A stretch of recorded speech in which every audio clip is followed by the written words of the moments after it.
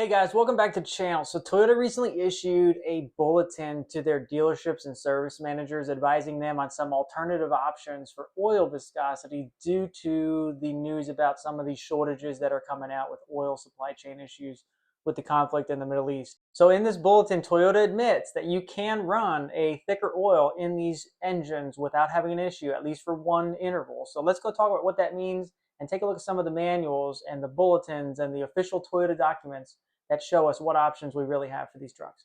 Okay, so Toyota issued a bulletin to their service advisors and dealerships that was kind of outlining some of the issues they were going to be expecting to see with the supply chain slowing down for oils coming out of the Middle East. A lot of oils, especially the lower viscosity oils like the 0W8s and the 0W16s, are coming out of the Middle East, and they're refined because they need a specific, very light crude, which is found over there. So that's where a lot of this is happening.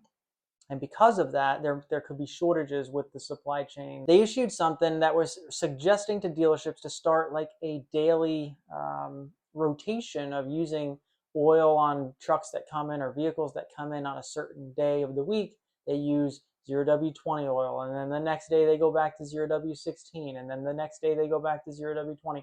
So they're kind of recommending a way to ration their lightweight oils and use a 0W20 in engines that the manuals are calling for 0W8 and 0W16. Now, I think that's really interesting because we've had a lot of discussion and debate about can you use a thicker oil in these engines, or are we really limited to the only option that's typically listed in the US manuals, which is just one straight option that's across the board, good for everybody. So when we look at this, we see engines that are calling for 0W8 and 0W16 now being allowed to use 0W20 in North America.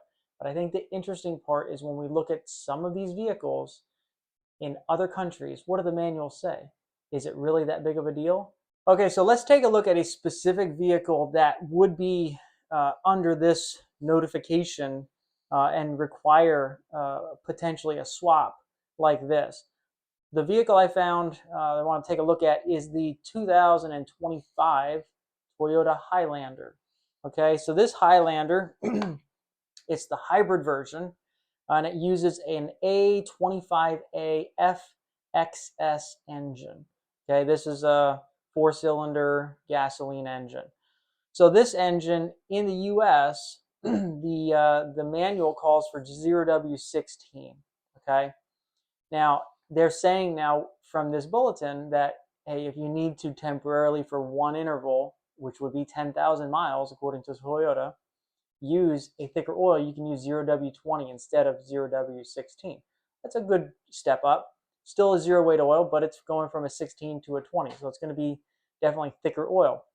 You can do that. Well, is that really a big deal? Let's take a look at the same exact engine and the same exact vehicle, a 2025 hybrid Highlander over in the UAE, the United Arab Emirates.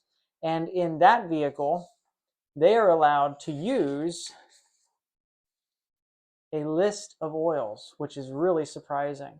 So it's the same engine. It's the A25A-FXS 4-cylinder engine. You can see all of the bore stroke, displacement, valve clearance. It's all the same in the manuals.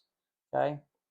Now, when you look at this, their options are not only 0W16 listed, but they are given the option to use 0W20, 5W20, 5W30, 10W30, and even, this is shocking to me, 15W40 is listed in the owner's manual for this Highlander Hybrid.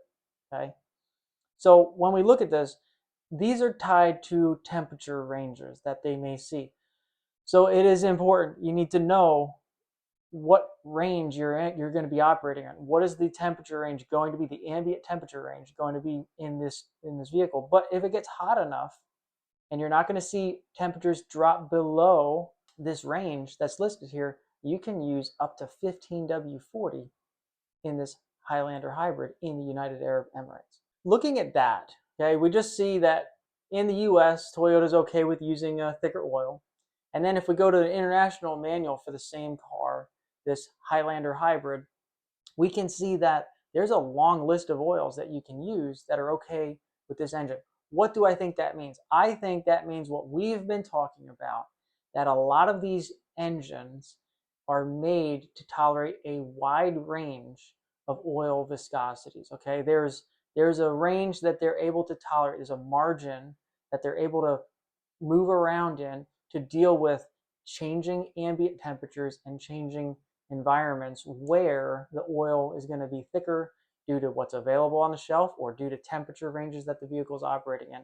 Toyota engineers this into their engines, and it's okay, and they list the approved oils you can use based off of the regulatory requirements of the vehicle's country that it's being sold in, right? So a truck that's being shipped over to the UAE is going to have a lot more options than a truck that's shipped to the United States or Canada due to the regulatory requirements.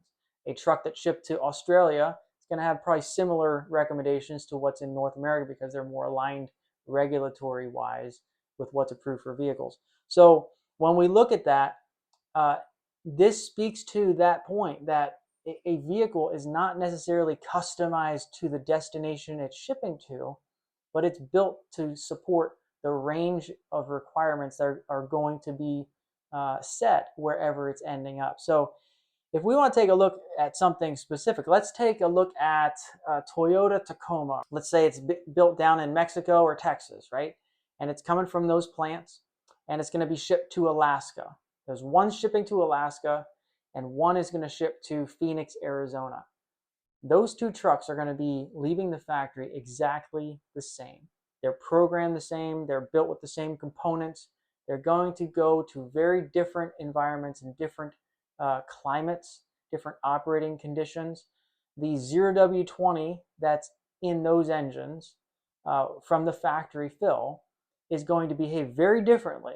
The truck going to Alaska, that 0W20 is going to be very thick compared to the truck that's shipping to Phoenix, Arizona. That 0W20 is going to be very thin because it's very hot. So the engine has to be able to support that thickness variation between those two trucks, even though it's the same exact factory fill 0W20 oil. One is going to be much thicker and one's going to be much thinner because of the ambient temperatures. And so for that reason, they have to build these engines to handle a range and a tolerant range of approved oils that they can run on, okay? Because it's going to change, and they can't, if they made it too specific, you would end up having to program your vehicle once you get to the dealership where it's going to be, sold from. They'd have to program it, and let's say some people said they had to update the ECN and program the engine to be specific to that environment. That is not happening. I've never seen that happen. I've never heard of that happening. So it kind of proves the point that these are built with a range and a tolerance to be able to handle a wide range inside those approved left and right limits to be able to support oil and owners operating in different conditions. So what does this mean for us as owners? I think what I take away from it is it's okay to use these different oils that may be recommended based off of your operating conditions. If you're going to be working the vehicle hard, towing, or working in extreme temperatures, whether high or low, you need to select the oil that matches the conditions you're going to be operating in as best as possible to provide that protection to your engine. If you're in extreme cold, use that 0W whatever, whether it's a 0W20 or a 16 or a 30, use that, right?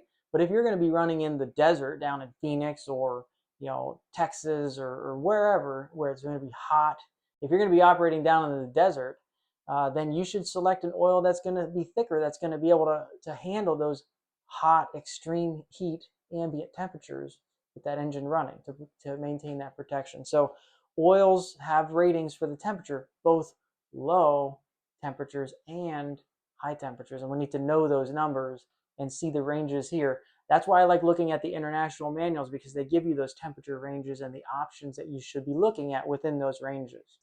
What I'd like to say is it's important to not disregard your owner's manual, but you need to read it and be informed about why they're telling you certain things. So an owner's manual in the US is an important source of information. But also equally important is an owner's manual for the same vehicle in another country where the regulations might be a little different.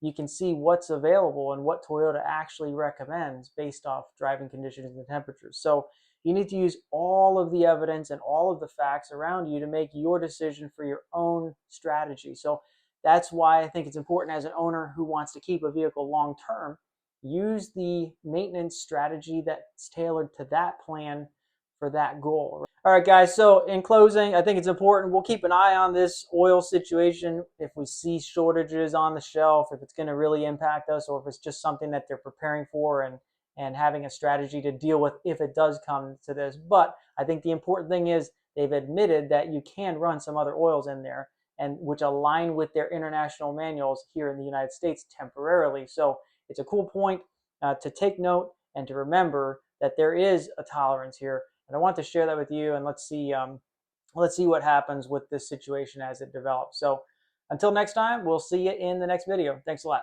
Bye.